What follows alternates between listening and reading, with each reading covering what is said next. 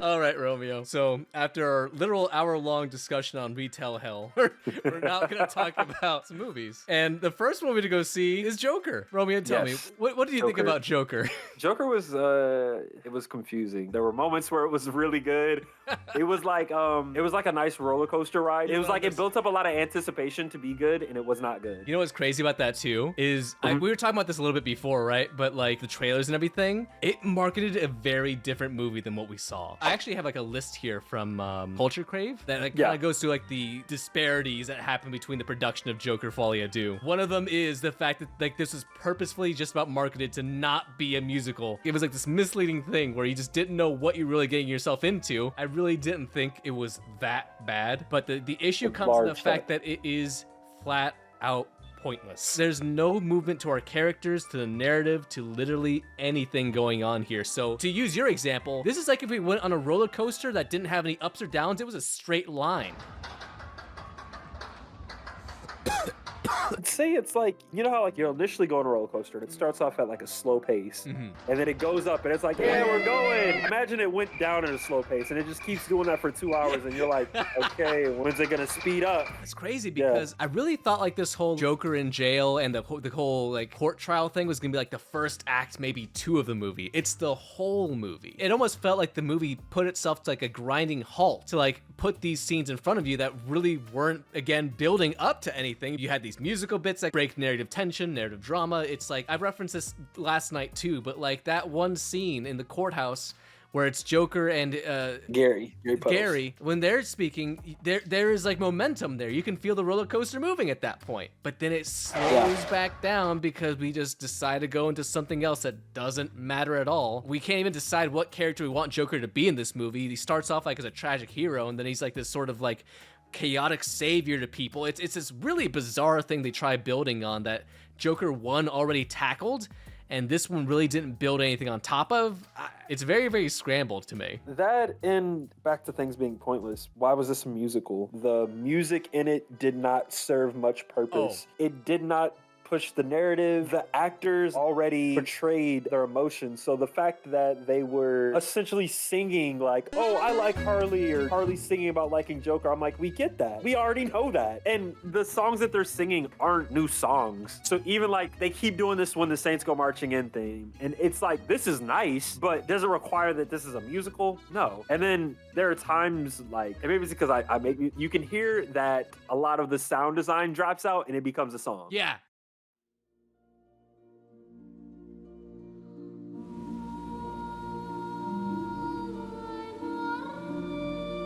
And it takes me out of the scene completely. Like, I think there was a scene where the guard started singing, like, towards the beginning. Yes. And the sound design completely dropped. Like, you no longer heard the atmosphere, you just heard the song, and I'm like, ugh.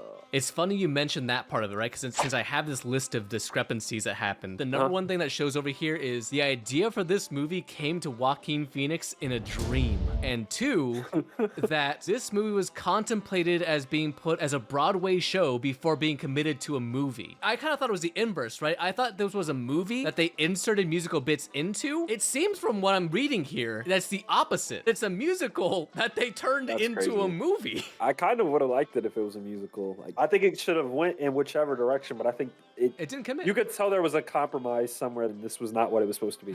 It's like they knew nobody wanted to see a musical Joker, but at the same time, they was like, but I want to do it. So they just kind of landed on, we'll make a movie, and then we'll just like spruce in these little musical bits in between that add nothing. I don't think there was one musical performance that was like, this is why this is a musical. And it's not to say it was bad, but it just was not justified. Like, it felt like somebody like made a fan edit and just like picked some songs out.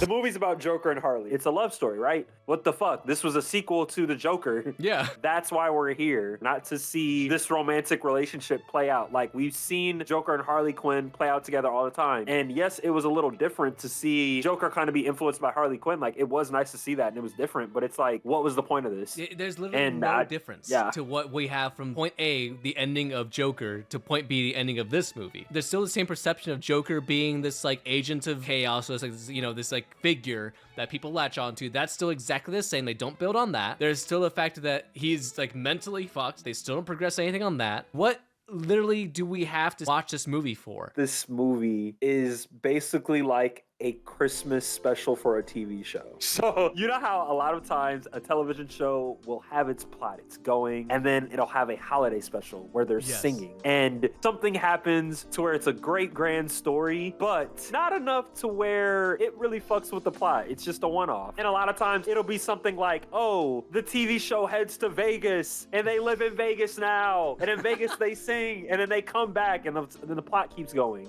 Yeah. That's how this fucking whole movie felt. It felt like one big ass like TV show movie. Yeah. Like it did not seem like it was an actual sequel. This entire movie could have been condensed to an act. Hell, I feel like opening on the courtroom scene could have been a really good sting to kind of hook you in. Start the movie at the moment there's like an explosion, he escapes, and the rest of the movie plays out from there, like whatever it is, right? There's like a potential for what they had, but they just didn't know what to do with it. I actually don't even know if that's the correct phrasing, because I feel like they didn't want to try and do anything with it. I feel like that's what they wanted to do. If you want this to be a great film, end it right after that explosion. In the courtroom, explosion, walks out, sees the destruction, they take him off, he's smiling, he laughs, cut. I'm happy. I'm happy with that. At least that means that there's something there, right? In that time, I think Harley had the gun in her head and she was gonna kill herself. And it was like, did she kill herself or did she not? So it leaves you with a bunch of questions. You know that their relationship is not great. She walked out on him in the courtroom. So it's like, okay, she's not there. Cool. And then it's also like, you have this character resolution to where, okay, I'm not the Joker. Like, he says that, hey, you know, I made this up. This is all an act. Yeah. I thought that was him accepting it. Like, hey, fuck it. I'm Arthur Fleck. So it's like, yo, it's like, okay, he's accepted that and he's broken out. And like, these other Jokers have come. So I'm like, is he embraced being the Joker at this point? I was like, yo, this is gonna be great. And he probably just goes on. I was like, he's not scared to go to Arkham. Yeah. And he's just living outside, causing who knows what type of havoc. And maybe he's been doing this for years, and it almost becomes this legend of like, we know that he got arrested that one time, but we haven't seen him. And then you can bring Batman in at this point. Like, I'm like, That's hey, exactly this where all I kind was of going, yeah. That's where I'm like, you loop it together. But then he got caught and he went back to jail. I'm like, okay, this is done. I don't like this movie anymore. We talked about Madam Web. Yeah, you know we this sure is gonna did. be bad. You know it's gonna be stupid. Yes. It never had a Yes. fucking chance. You know, my expectations were so low. But some people, it's like, it's almost as the equivalent of like in a classroom where somebody gets a great score, right? Hey, you understand this stuff, you did it right, but you didn't put your fucking name at the top. Like, I'm not even gonna say that, because that's not it. It feels like you can see the eraser marks of you having the right fucking answers. Yeah. And it's like, you had it right there. You had it. But It's you like a just whole erased it. test. Why'd you erase it? A whole test full of the correct answer and you erased it all for dick. It's so fucking Yes. bad. It's like, hey, are you fucking with me? Did you do this on purpose? Like, did you start it with an 80? And then afterwards, you just started erasing shit. It's like, yo, what are you doing? And the best part This was great. is you already took this test and you aced it before. Yes, it's like, dude, what the fuck? Like, you had it. Why are you doing this? Yeah, it drives me crazy. Well, do you want to move on to the next movie? Yeah, we can. Terrifier 3, right? Yes. So we went from one clown movie to the next. I didn't realize that. That was not intentional. Yeah, we went through Clown Power Hour for some reason, but nonetheless, I am a big enjoyer of the Terrifier series for what they are. They are not great movies, but what they are, in my opinion, is fun. They are ridiculous and hokey, and like everything I love about slasher movies turned up to 11. No complaints from me. I enjoyed it. So I always like just taking people through it and seeing what they think about it, because like you had mentioned before, you had not seen a single thing about these movies. And I'm like, Never man, seen the movies. he's gonna fall into one camp, either love it or hate it, and I don't know which one it's gonna be. So one, went to go see this thing at like, it was basically 11 o'clock. Yes. Dude, so like, I ended up falling asleep through some of it, and I feel really bad about it. But the parts that I did see, I enjoyed. Like, I saw a few different murders. Dude, when he kills the couple, that was crazy. In the shower, that's been Yes. like the most talked about scene I think for the movie. It's just like everywhere I go, I see the infamous shower scene. It's like, yeah, Yeah, I that don't shower blame scene you. was crazy. I'm glad yeah. I didn't miss that. That was insane. In the first one, I won't spoil it too much for you if you plan to go back to it at all, but the first one has a scene very similar to that where they hacksaw a girl down the middle. Somehow, because I think Damien Leone, the director, became like a better makeup effects artist, and two, just because they have a higher budget, this one came out looking a lot more gory. I should note this too, right? Because I massively respect the fact that everything in this movie is done practically. Every effect, every death, every kill, like they go through some extensive shit. There's a lot of work put into this movie, and I think it was like a budget of like $2 million or something. Think of that. It was what, 2% of Joker? But again, not for everybody. So if anyone goes out of the way to say, like, I don't like this series, I don't blame you. You don't gotta unalive kids, you don't gotta mock people's religions, and you don't gotta do all that and shove rats on people's throats to make a good horror film. So whoever the fuck the director is, I was trying to go to bed last night, Romeo, and I couldn't stop thinking about those stupid fucking squeaky chairs.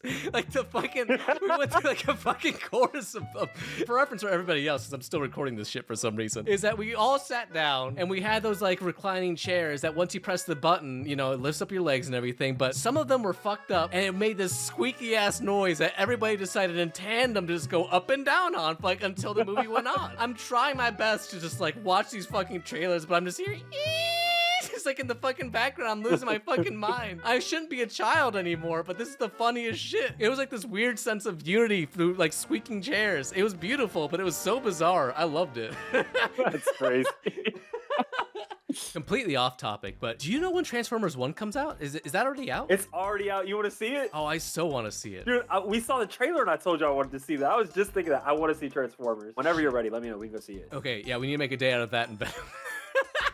I guess we'll go see that too. I love those Venom movies, and I want Sony to pour it into my mouth even more. Just fill me to the brim with Venom. Dear Lord God, it is so good.